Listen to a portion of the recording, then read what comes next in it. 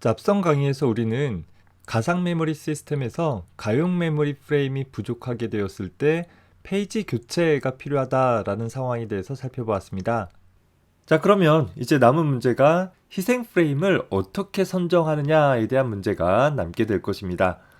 현재 교체되어질 대상을 선정하는 방법은 다양한 기준들에 따라 여러 가지 방법들이 있을 것이고, 궁극적으로 우리가 원하는 것은 교체되어질 페이지가 가급적이면 다시 사용되어지지 않을 수 있으면 좋겠죠. 하지만 프로세스의 수행 형태에 따라서 하나의 페이지를 교체했을 때 그것이 다시 사용되어지지 않을 수 있는 온전한 방법을 찾을 수는 없을 것이고, 일반적으로 페이지 폴트율을 살펴봤을 때 각각의 페이지들을 접근하고자 하는 총 횟수에 비해서 페이지 폴트가 발생되어질 비율을 따져봤을 때 그 페이지 폴트율이 낮게 유지되어질 수 있는 그런 방법이 좀 더 좋은 교체 방법이 될 것입니다. 몇 가지 알고리즘에 대해서 페이지 폴트율들을 비교해 볼 것인데, 페이지 폴트율을 단순 비교한다라는 것 자체에도 좀 한계가 있을 거예요.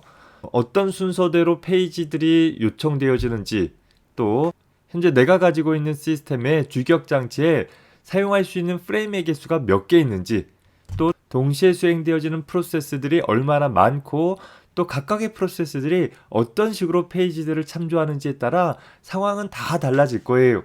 그래서 그걸 일반화하긴 좀 어렵긴 하지만, 일반적으로 이런 페이지 교체 알고리즘에 대한 성능들을 평가하기 위해서 많이 사용하는 방법 중에 하나는 메모리 참조열이라고 해서 어떤 하나의 프로세스가 메모리를 참조하는 순서들을 임의의 난수를 이용해서 만들어 놓고, 그 난수를 통해서 만들어진 메모리 참조율을 기반으로 해서 각각의 페이지 교체 알고리즘들에 대한 성능들을 비교하기도 합니다.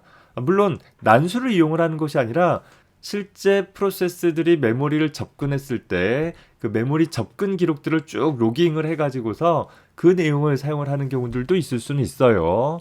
자, 다만 각각의 프로세스마다 프로그램이 수행되어질 때 메모리를 참조하는 방식들은 천차만별이기 때문에 실제 프로세스의 로깅 기록들을 이용을 하나 난수를 이용을 하나 그다지 큰 차이는 없을 것입니다. 현재 우리 강의 자료에서는 다음과 같은 참조열을 가정을 해주었어요. 자, 이것이 내가 접근하고자 하는 페이지들에 대한 번호이다 라고 가정을 해본 것이고, 뒤에서 소개할 알고리즘들에 대해서 이 참조열 순서대로 접근하도록 했을 때 페이지 교체율이 어떻게 되는지를 각각 비교해 보도록 할 것입니다. 가정하기를 현재 메모리에는 프레임이 3개가 있다라고 가정을 했고, 그걸 기반으로 해서 몇 가지 사례들을 살펴보도록 하겠습니다.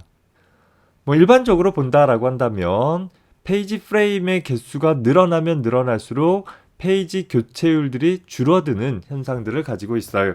너무나 당연하겠죠. 내가 사용할 수 있는 자리의 수가 많아진다라고 한다면 그 많은 자리를 놓고 똑같은 수의 페이지들이 경쟁하게 되어지면 상대적으로 경쟁률이 점차 줄어드는 경향은 있을 것입니다. 다만 가상 메모리 환경에서 본다라고 하면 모든 프로세스의 모든 페이지들을 다 탑재할 만큼의 충분한 프레임을 갖지는 못할 테니까 어느 정도 수준에서 페이지 폴트율은 수렴되어지는 현상을 찾아볼 수 있을 것입니다. 자, 페이지 교체 알고리즘들은 굉장히 많은 알고리즘들이 존재하고 있어요. 그만큼 유일무이한 성능을 나타내 줄 수 있는 최상의 알고리즘은 찾기 어렵구나 정도로 생각을 해볼 수 있을 것입니다. 각각의 알고리즘들에 대해서 간단하게 한번 어떤 방식으로 동작하는지 그 차이점들을 살펴보도록 하겠습니다. 자, 첫 번째 소개되어지는 페이지 교체 알고리즘은 First in, First out 이라는 페이지 교체 알고리즘입니다. 대부분의 알고리즘 이야기가 나오면 기본적으로 소개되어지는 알고리즘이기도 하죠. 선입, 선출이라는 방식으로 페이지를 교체해 줄 수 있는 그런 알고리즘이죠. 쉽게 얘기해서 현재 메모리에 탑재되어진 지 가장 오래되어진 페이지 프레임을 먼저 교체하겠다라는 방법입니다. 즉, 현재 프레임을 할당받은 지 오래되었다라고 한다면 아마도 오래전에 사용되어진 부분이고, 우리 메모리를 사용할 때 보면 지역성의 원리라는 것이 있었잖아요. 어떤 메모리를 참조하는 패턴들을 보면 어떤 특정 지역에 집중되어지는 경향이 있다라고 했었고, 그렇다라고 한다면 이전에 오래전에 할당받은 부분들은 아마도 사용되어지지 않을 가능성들이 높을 것이다 라는 전제하에 메모리를 할당받은 시간 순서에 따라서 각각의 순번이 매겨지고, 혹은 FIFO-Q 같은 것들을 이용해서 메모리를 탑재한 순서대로 쭉 큐에 담아놓고 교체할 대상이 된다라고 하면 가장 오래된 애를 먼저 교체해버리는 그런 방법입니다. 다른 알고리즘에 비해서 비교적 간단하게 구현할 수 있고 그 동작 역시 간단하기는 하지만 성능 측면에서는 그리 좋은 성능을 나타내는 알고리즘은 아닙니다. 앞서서 살펴봤던 참조열을 기반으로 해서 3개의 프레임을 갖고 있는 메모리 시스템 내에 페이지 교체율이 어떻게 되는지를 한번 살펴보도록 해보겠습니다. 자, 처음에는 메모리 프레임이 비어있는 상태가 되겠죠. 그래서 세 프레임이 모두 다 비어있는 상태일 것이고, 그 상황에서 첫 번째로 7번 페이지가 필요하다라는 요청이 발생됐어요. 현재 7번 페이지는 메모리 없으니까 페이지 폴트가 발생되어지겠죠. 자, 그 7번 페이지에 대한 내용들을 메모리에 할당해주게 될 것입니다. 자, 이후 0번 페이지가 필요하다라고 하면 역시 페이지 폴트가 발생돼서 메모리에 할당해 줄 것이고, 이후 1번 페이지가 필요하다라고 하면 역시 페이지 폴트 발생해서 메모리를 할당을 해주게 될 것입니다. 이렇게 페이지 폴트가 발생되어진 페이지 요청들을 우리는 빨간색으로 표현을 해 주었어요. 그리고 검정색은 기존에 메모리를 할당받은 페이지들을 나열해 준 것입니다. 자, 이 순간에서 본다면 3개의 페이지 프레임에 3개의 페이지들, 7번, 0번, 1번 페이지들이 각각 할당되어져 있는 상황을 나타내주고 있는 것입니다. 자, 이 상황에서 2번 페이지에 대한 요청이 발생되어진다라고 하면 이제 2번 페이지를 메모리로 가져와줘야 하는데 현재 프레임 중에서 빈 프레임이 남아있지 않더라라는 거예요. 즉, 이 순간에 페이지 교체가 발생되어지는데 그 페이지 교체를 수행을 하기 위한 대상 프레임을 어떻게 선정하느냐? FIFO라는 방법에서는 들어온 순서대로 교체를 한다라는 것이에요. 7번, 0번, 1번 중에서 7번 페이지가 들어온 지 가장 오래되어졌기 때문에 7번 페이지를 희생 프레임으로 삼아서 현재 7번 페이지를 메모리에서 내쫓고 우리는 그 자리에다가 2번 페이지의 내용을 탑재해주게 되어지는 것입니다. 자, 다음에 0번 페이지에 대한 요청이 발생을 했어요. 0번 페이지는 현재 이미 프레임을 할당받고 있는 상태네요. 그러면 우리는 새로운 요청이긴 하지만 페이지 교체가 일어날 필요 없이 기존의 페이지를 그대로 사용할 수 있게 되는 것이고, 자, 그 부분은 파란색으로 표현을 했습니다. 자, 이후 3번 페이지에 대한 요청이 발생했다라고 하면, 자, 2번 페이지는 여기서 들어왔어요. 0번 페이지는 여기서 들어왔고 1번 페이지는 여기서 들어왔어요. 자, 그러면 현재 들어온 지 제일 오래된 것은 0번인 것이죠. 따라서 0번 페이지가 할당받고 있는 가운데 프레임을 3번 페이지에게 할당해주는 교체 작업이 일어나게 되는 것입니다. 자, 그런데 공교롭게도 이후에 다시 0번 프레임을 참조하고자 한다라고 한다면 0번 프레임은 방금 쫓아냈잖아요. 그런데 0번이 다시 필요하니까 역시 3개의 페이지 중에서 들어온 지 가장 오래된 애를 교체해버리는 작업이 수반되어져야 할 것입니다. 자, 2번은 여기서, 3번은 여기서, 1번은 여기서. 그러니까 1번이 제일 오래됐네요. 따라서 1번 자리에 다시 0번을 탑재해주는 작업을 수행을 해주게 될 것입니다. 현재 프레임 내에 내가 접근하고자 하는 페이지가 프레임을 할당받지 못했다라고 한다면 들어온 지 가장 오래된 애를 교체해주는 방법이 FIFO라는 페이지 교체 알고리즘이다 라는 것입니다. 자, 이후 4번 페이지는 2번, 3번, 0번 중에서 가장 오래된 것이 2번이니까 여기 첫 번째 항목에 할당을 해주겠죠. 자, 이후 쭉쭉쭉쭉 처리를 해보면, 자, 20번의 메모리 접근 중에 페이지 폴트가 15번, 이 빨간색으로 표현한 부분이죠. 그리고 페이지 히트가 기존의 페이지 프레임을 다시 접근할 수 있는 횟수가 5번 발생되어지는 것을 살펴볼 수 있습니다. 자, 특히 이 FIFO라는 페이지 교체 알고리즘의 경우에 벨레디의 모순 현상이 발생되어지는 알고리즘이기도 합니다.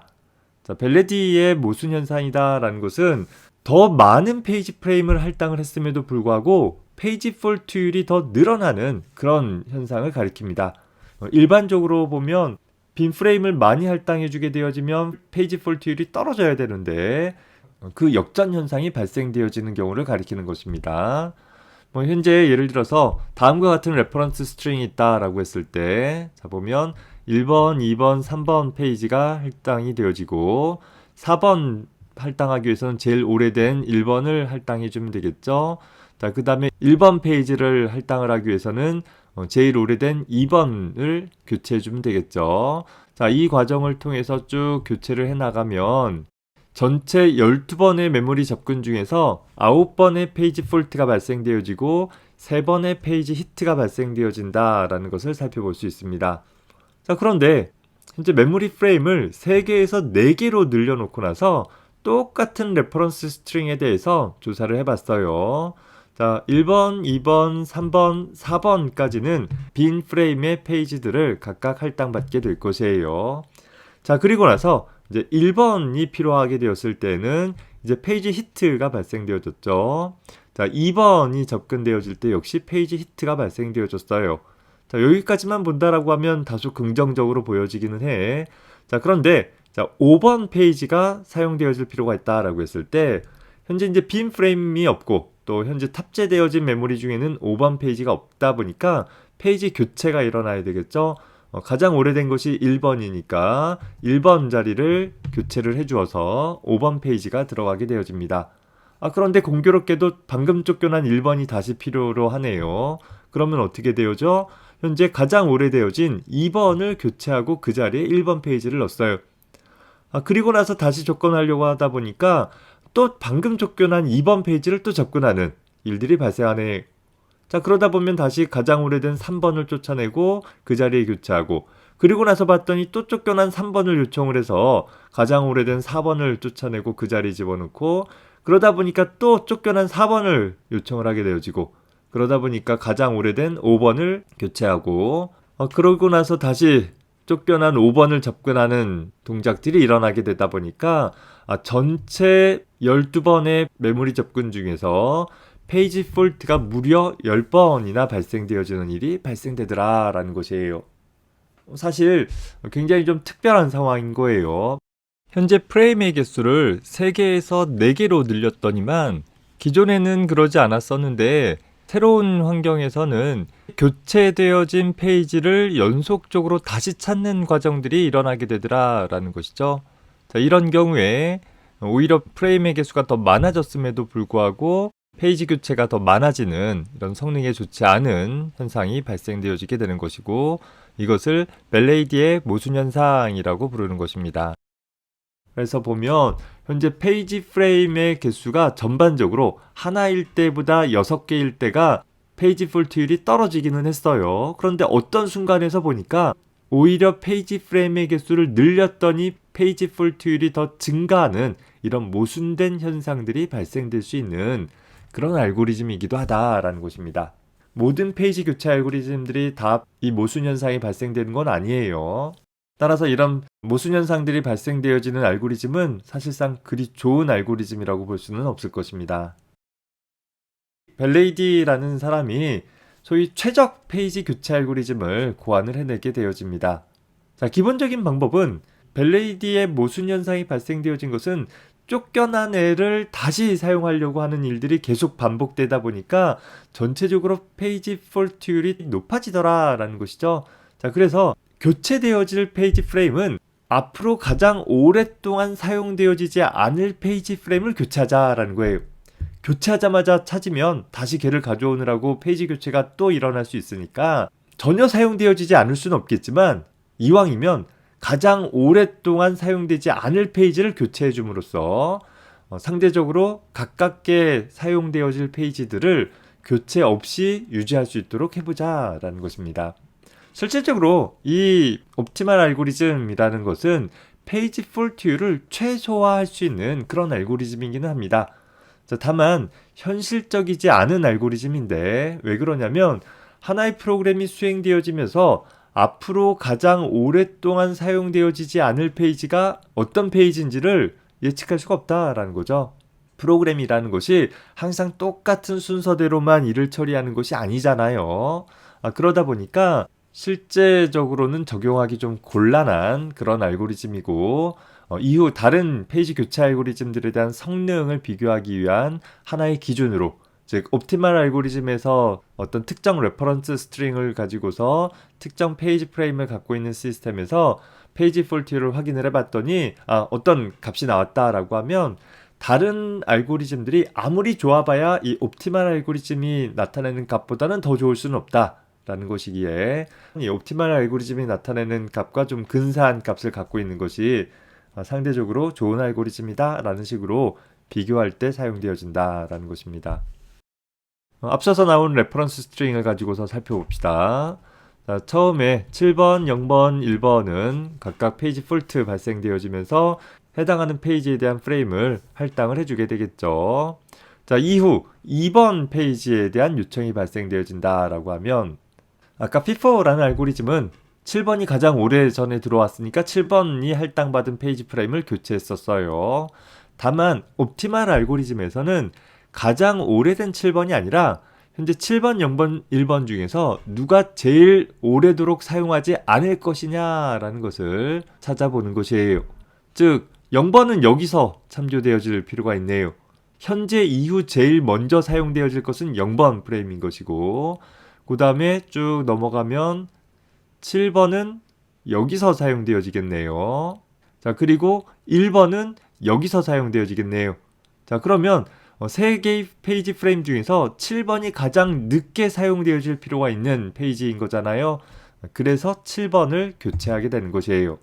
자, 그 다음에 0번 사용되어질 필요가 있어서 0번은 페이지 히트 발생되어지고, 3번 요청이 발생되어져서 2번, 0번, 1번이 있는데, 자, 다시 페이지 교체가 필요한 상황인데 2번은 여기서 사용되어질 필요가 있네요. 자, 그리고 0번은 여기서 사용되어질 필요가 있네요. 그리고 1번은 여기서 사용되어질 필요가 있죠. 그럼 1번이 가장 뒤에 가서 요청이 발생되어지니까 희생 프레임으로 1번 페이지가 할당되어진 이 마지막 부분들을 교체해주고 그 자리에 3번을 집어넣어주게 되는 것입니다. 이렇게 각각의 페이지들을 교체할 대상을 찾고자 했을 때 이후 사용할 패턴들을 확인을 해서 가장 뒤에서 현재 메모리 프레임을 할당받은 페이지들 중에서 가장 오래도록 사용되어지지 않을 애를 교체해버리는 방법이 옵티멀 알고리즘이다 라는 것입니다. 쭉 처리를 해나가면 전체적으로 20번의 메모리 접근 중에서 페이지 폴트가 9번, 페이지 히트가 11번 발생되어지는 것을 볼 수 있습니다. 앞에서 우리 FIFO 알고리즘하고 비교해보면 확연하게 성능이 좋은 것을 살펴볼 수 있겠죠.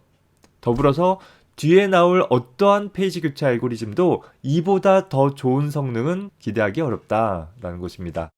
다만 현실적으로는 적용하기 불가능하다. 현재 프로그램을 수행시킨 사용자의 마음이 어떨지 어떻게 알겠어요? 내가 워드 프로세서를 실행시켰는데 워드 프로세서에서 편집만 하려고 했는데 편집하다가 갑자기 맞춤법 검사를 할 수도 있는 것이고, 혹은 인쇄를 할 수도 있는 거잖아요. 또 편집하기 위해서 어떤 기능을 언제 어떻게 사용할지 알 수 없기 때문에 실제로 적용하기에는 다소 좀 문제가 있는 방법이긴 하다라는 것입니다. 자, 이번 강의에서는 페이지 교체 알고리즘 중에서 가장 기본이 되어지는 FIFO 알고리즘과 그리고 가장 이상적인 옵티멀 알고리즘이라는 것에 대해서 살펴보았습니다.